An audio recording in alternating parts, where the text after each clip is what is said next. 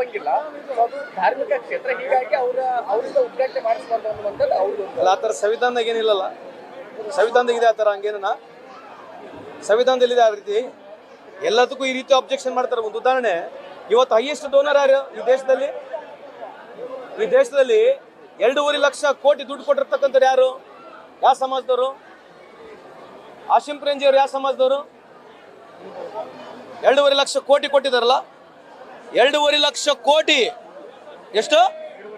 2.5 ಲಕ್ಷ ಕೋಟಿ ಎಷ್ಟು ಇವತ್ತು ಈ ದೇಶಕ್ಕೆ ಉಚಿತವಾಗಿ ಬಡವರಿಗೆ ಅನುಕೂಲ ಆಗಲಿ ಅಂತ ಹೇಳಿ ಕೊಟ್ಟಿದಾರಲ್ಲ. ಮತ್ತೆ ಈ ಸಮಾಜದವ್ರು ಯಾರು? ಹಂಗೆ ಸಂವಿಧಾನದಲ್ಲಿ ಆ ಥರ ಏನು ಇಲ್ಲ. ಇವತ್ತು ಸರ್ಕಾರ ತೀರ್ಮಾನ ಮಾಡಿದ್ರೆ ಅದು ಸ್ವಾಗತ ಮಾಡಬೇಕು. ಅದರಲ್ಲಿ ಈ ರೀತಿ ಮಾತಾಡ್ತಕ್ಕಂಥದ್ದು ಸರಿಯಲ್ಲ ಅಂತ ನನ್ನ ಅಭಿಪ್ರಾಯ. ಸರ್, ಸಿದ್ದರಾಮಯ್ಯನವರು ಹಿಂದೂ ವಿರೋಧಿಗಳನ್ನ ಯಾಕೆ ಟಾರ್ಗೆಟ್ ಮಾಡ್ಕೊಂಡಿರ್ತಾರೆ? ಅಲ್ರಿ, ಈಗ ಅಬ್ದುಲ್ ಕಲಾಂ ಅವರು ಪ್ರೆಸಿಡೆಂಟ್ ಆಗಿದ್ರು, ಅವಾಗ ನಾವು ಈ ರೀತಿ ಮಾತಾಡಿದ್ವ್ಯಾ? ಯಾರೇ ಒಬ್ರು ಈ ರೀತಿ ಇದ್ದಾಗ ಅವ್ರನ್ನ ಡಿಫೆಂಡ್ ಮಾಡ್ಕೊಂಡ್ಬಿಡ್ತಾರೆ. ಅಬ್ದುಲ್ ಕಲಾಂನವರು ಹಿಂದೂ ವಿರೋಧಿ ಅಂತ ಹೇಳ್ಬಿಡ್ಬೋದು. ಅವರು ಇವ್ರು ಹೆಂಗೆ ಹಿಂದೂ ವಿರೋಧಿ ಆಗ್ತಾರೆ? ಯಾರೇ ಒಂದು ಸರ್ಕಾರ ಒಂದು ನಿರ್ಣಯ ತಗೊಂಡು ಈ ತರ ಕರೆದಾಗ ಅದನ್ನ ಗೌರವ ಸಲ್ಲಿಸಬೇಕು ವಿನಾ ಹೊರತು ಈ ತರ ಮಾತಾಡಿದ್ರೆ ಹೆಂಗೆ? ಅಲ್ಲ, ಬಿಜೆಪಿ ಆಯ್ತು ಹಂಗಂದ್ರೆ ನೀವ್ಯಾಕೆ ಪಾಕಿಸ್ತಾನಿಗೆ ಹೋಗಿದ್ರೆ ಕೇಕ್ ತಿನ್ನಕ್ಕೆ? ಇದ್ರ ಬಗ್ಗೆ ಮಾತಾಡ್ತಾರ? ಈಗ ನಮಗೂ ಟೀಕೆ ಮಾಡಕ್ಕಿದೆ ತಾನೆ, ಎಲ್ಲದಕ್ಕೂ ಸುಮ್ಮನೆ ಟೀಕೆ ಮಾಡ್ತಿದ್ರೆ ಏನ್ರಿ ಅರ್ಥ ಇದಕ್ಕೆ? ಸಾಕಷ್ಟು ಬಾರಿ ಕಾಂಗ್ರೆಸ್ RSS ಬಗ್ಗೆ ತಿರುಗೇಟನ್ನು ಕೊಡ್ತಾನೆ ಇದ್ದಾರೆ. ನಿಮ್ಮ ಪಕ್ಷದ DCM ಅವರು ಈಗ RSS ಬಗ್ಗೆ ಹಾಡು ಅಲ್ಲ, ಸ್ವಾಗತ ಮಾಡ್ತಾರೆ, ನೀವು ಅದಕ್ಕೆ? ಇಲ್ಲ ರೀ, ವೈಯಕ್ತಿಕವಾಗಿ I don't have any opinion if you ask me. But ಇದು ಯಾಕೆ ಹಾಡಿದ್ರು ಏನಿಲ್ಲ ಅಂತ ನೀವು ಅವ್ರನ್ನ ಕೇಳಿ.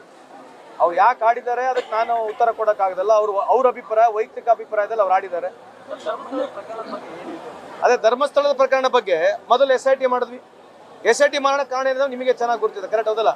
SIT ಮಾಡಿದ ಬಿಜೆಪಿ ಏನು ಮಾಡಿದ್ರು? ಸ್ವಾಗತ ಮಾಡಿದ್ರಲ್ಲ. ಮತ್ತೆ ಯಾಕೆ ಸ್ವಾಗತ ಮಾಡ್ಬೇಕು? ಅವಾಗ SIT ಪ್ರಕರಣ ಪ್ರಾರಂಭ ಆದಾಗ ಎಲ್ಲರಿಗೆ ಒಂದು ಆತಂಕ ಇತ್ತು.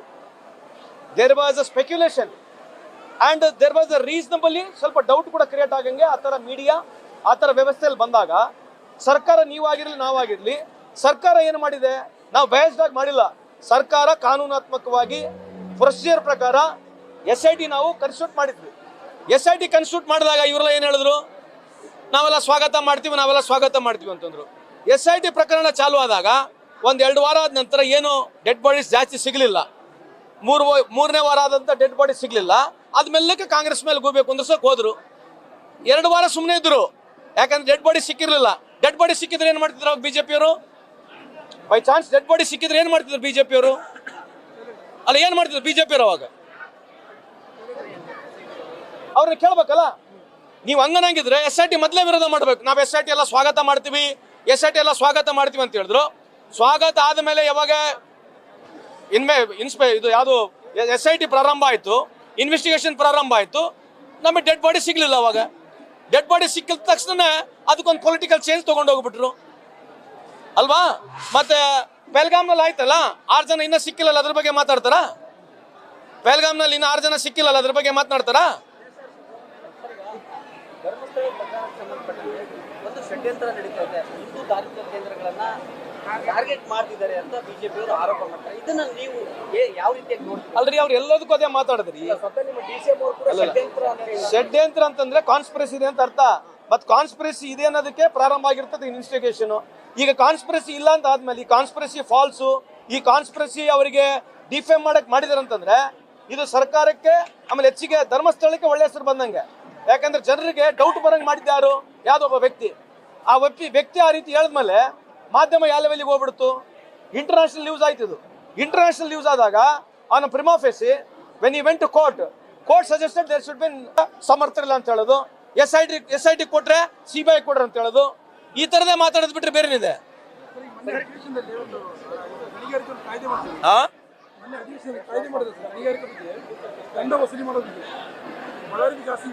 ಅದೇ ಗುರ್ತಿದೆ. ಈಗ ಸರ್ಕಾರ ಏನು ನಿರ್ಣಯ ತಗೊಳುತ್ತೆ ಅದಕ್ಕೆ ನಾವು ಒಪ್ಪಬೇಕಾಗತ್ತೆ. ನಾನು ಅದ್ರ ಪರವಾಗಿದೆ. ನಾನು ಕೂಡ ಕ್ಯಾಬಿನೆಟ್ ನಲ್ಲಿ ಇದ್ದೀನಲ್ಲ.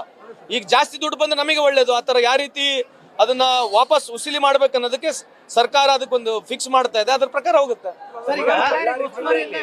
ಬಳ್ಳಾರಿ ಜಿಲ್ಲೆಯಲ್ಲಿ ಸಚಿವರೇ ಇಲ್ಲ ಸರ್, ನಾಮಕಾವಸ್ಥೆಗೆ ಇದ್ದಾರೆ ಸರ್ ಉಸ್ತುವಾರಿ ಸಚಿವರು, ಯಾವುದಕ್ಕೂ ಬರಂಗಿಲ್ಲ. ಶಾಶ್ವತ ಉಸ್ತುವಾರಿ ಸಚಿವರು ಇಲ್ಲ. ನಾ ಲಾಸ್ಟ್ ಟೈಮ್ ಕೂಡ ಇದನ್ನ ಹೇಳ್ದಿರ್ತಾವು. ನಾನು ಸಚಿವರು ಮಾತನಾಡ್ತೀನಿ. ಅವರು ಬರ್ತಾ ಇಲ್ವಾ?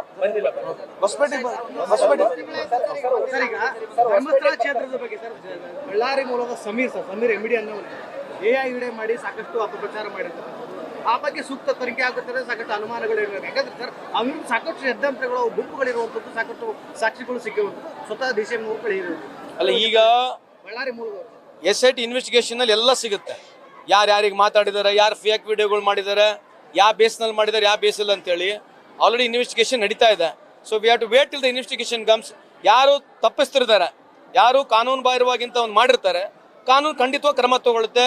ಹೋಮ್ ಮಿನಿಸ್ಟರ್ ಅದನ್ನ ಹೇಳಿದ್ದಾರೆ, CM ಅದನ್ನ ಹೇಳಿದ್ದಾರೆ. ಧರ್ಮಸ್ಥಳದ ವಿಚಾರದಲ್ಲಿ ಸರ್ ಒಂದಿಷ್ಟು ಸೋಷಿಯಲ್ ಮೀಡಿಯಾಗಳಲ್ಲಿ ನಿರಂತರವಾಗಿ ಅಪಪ್ರಚಾರ ಮಾಡಿದ್ರು. ಸೊ ಅಂತವುಗಳ ಮೇಲೆ ಏನಾದ್ರು ಕಡಿವಾಣ ಖಂಡಿತವಾಗಲೂ ಯಾರು ಅಪಪ್ರಚಾರ ಮಾಡಿರ್ತಾರೆ, ಇಟ್ಸ್ ಅ ಟೈಮ್.